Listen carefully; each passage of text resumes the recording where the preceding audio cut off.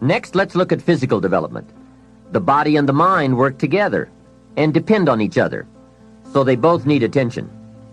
There's a Bible phrase that says, treat your body like a temple. So just put it in your notes, body like temple. Not a bad suggestion. Treat your body like a temple, not a woodshed. Now, in taking care of the physical, we must learn to be conscious of ourselves, but not self-conscious. We need to be aware of our physical appearance, our physical well-being, but not to the point of being self-conscious. We need to be aware, we need to take care. Now, physical development also includes your good health and your well-being. You've got to spend some time on that so that you feel good in the marketplace. Get involved in some form of disciplined exercise. Keeping fit and feeling good has a positive effect on your attitude, not just your appearance. Even if you're not into sports, there are some cassette programs and books on how to stay in excellent shape in only 20 to 30 minutes a day. Get the tapes and find your best way to stay physically fit. Just develop a bit of consciousness about taking care of yourself physically. Physical fitness pays great dividends in terms of your energy level, your ability to live a long, healthy life, and your general sense of well-being. A friend of mine said, a standard education will get you standard results. You want a lot more than standard results? You need to become a lot more than a standard person. And now I've got some more good news for you. Never before in the history of the world has it been easier for someone like you or me to become educated, skilled, highly creative, innovative, and spilling over with profitable ways of thinking. Discipline starts with the little ones and works up to the big ones. Start with all the things you can do to make your life better and make you feel better about yourself. Make a list. Life will give you some pretty big challenges if you can handle the small ones. But unless you practice on the small ones and master those, you don't have a chance for the major ones. A man strides out of his house to go straighten out the corporation, and he has not yet straightened out his garage. Who's kidding who? So work on all the disciplines that will improve the quality of your life. And here's an important thought. Everything affects everything else. Every lack of discipline affects every other discipline. Mistakenly, the man says, "This is the only place I let down." See, that's not true. Every letdown affects the rest of your performance. You have got to change the way you think. It is the whole determining factor of where you go in life. We are all where we are today because we thought ourselves to this position. If you don't like the position, think yourself out of it. See, effort is what separates the boys from the men. What you do every day will dictate your future. You have to go into those dark chambers that we often shut off, and you got to open them up. Fail, and you're going to be in your head.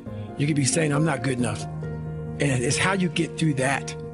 It's how you get through that on a daily basis when that thing is saying, man, I'm 43, I've done so much. You start to become civilized. The refrigerator gets full. You start making money, and you start, I'm not getting cold anymore. I'm retired. At 40, people shouldn't be playing basketball or football. Or at 43, I'm still putting in 100-mile weeks, still doing thousands of pull-ups, thousands of push-ups, because I'm not allowing myself to become civilized. The worst thing that can happen to a man is become civilized. You want to be uncommon amongst uncommon people, period. What are you doing to develop yourself? And if you'd say, my gosh, John, I'll tell you right now, I'm doing a lot to develop myself. I've got a personal growth plan, and I'm intentional in this, and I'm doing this on a daily deal. If you could say that to me, then I'd say, hey, we're in good shape here. We're in good shape, because that's the key. The reason you start with yourself is because you cannot give what you do not have. So you better start with yourself. Because if you're leading others and have nothing to give them, nothing to share with them, nothing to teach them, then I can promise you, you'll never be what you want to be as a leader. Why is LeBron James who he is? It's not because he's lucky. Everybody say, he's lucky. Shit, he may have certain physical factors. Or Michael Jordan, I remember I interviewed him years ago, and I said, what makes you the best in the world? Is it skill? Is it talent? Is it ability? Is it background? Is it training? And he was so awesome. He said, Tony, I can tell you the truth and it won't sound like hyperbole or false modesty. He said, I didn't even make the high school basketball team my sophomore year. I was cut. He said, what it is every day I demand more from myself than anybody else could possibly expect. I don't compete with other people, I compete with what I'm capable of. And it's just like, that kind of standard is inspiring. Why don't you stop beating yourself up because you don't perform perfectly all the time and start accepting yourself because your heart is right? How much do you love yourself? Because if you understand the value of self-love, you'll never be friends with those type of people. Most of the people out here are running around empty. They have no sense of self. No sense of self-love. When I say self-love, it has nothing to do with celebrity, money, materialistic things, and all of the things that your negative mind could probably go to. Those crappy times, those times when you're depressed, those times when you gave up on yourself, those times when someone else gave up on you, those times that you gave up on others, the times that you quit, the times that you failed, the times that you felt so small, you were embarrassed, those times don't live in this moment.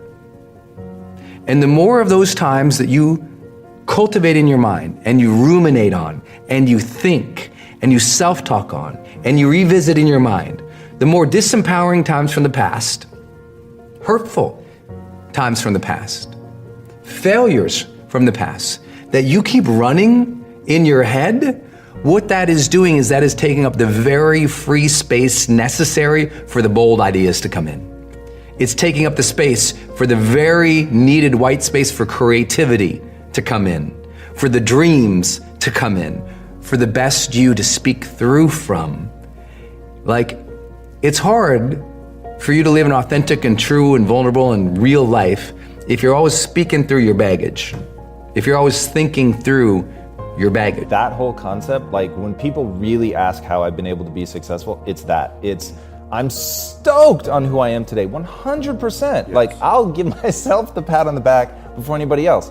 But I'm so desperate to get better. Yeah. Like, I'm so hungry to know why I'm inadequate right now for what I want, right? Correct. So the way that I sum it up is your past can never be bigger than your future. So it's like, once you've done something, right? I built $1 billion business, but like for me, I'm not looking at that. I want to know what do I need to do and become in order to hit that next thing? Right. That not only are all achievers doing that, but all happy people do that. In other words, here's how we know you're perfect now. You've produced the external life you have, so you are perfect for that life right now. You are all you need to be right now. But if you want a different life, an improved life, a growing life, right, an increased life, this version of you is inferior to get to that place. And so the reason we have rapport, the reason we like each other is like, I also want to be surrounded by people who are not messaging me, is enough enough? Everything's good, man. Take a break. And I may not want more money. You and I both have a lot of money, right? We'd probably like more, but it's not my driver. I want more peace, more gratitude, more abundance, more contribution, more memories, more experiences, more joy, more love. That will never be enough for me. Put me in the ground if I don't get any more of that stuff, right? I want to grow. I want to see the next place. And so that's the journey. Those of you that have faith, if you believe there's this place you're going to someday, that's because you're always going someplace. So you might as well want to get the information and the equipment to get there. And that's where I want to go. Your body is your unconscious mind.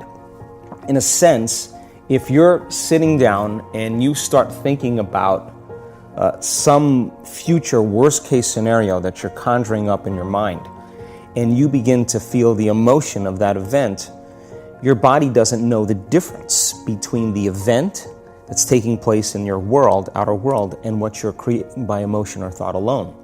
So most people then, they're constantly reaffirming their emotional states. So when it comes time to give up that emotion, they can say, I really want to do it, but really the body is stronger than the mind because it's been conditioned that way. So the servant now has become the master. And the person all of a sudden, once they step into that unknown, they'd rather feel guilt and suffering because at least they can predict it. Being in the unknown is a scary place for most people because the unknown is uncertain. People say to me, well, I can't predict my future. I'm in the unknown, and I always say the best way to predict your future is to create it. Not from the known, but from the unknown.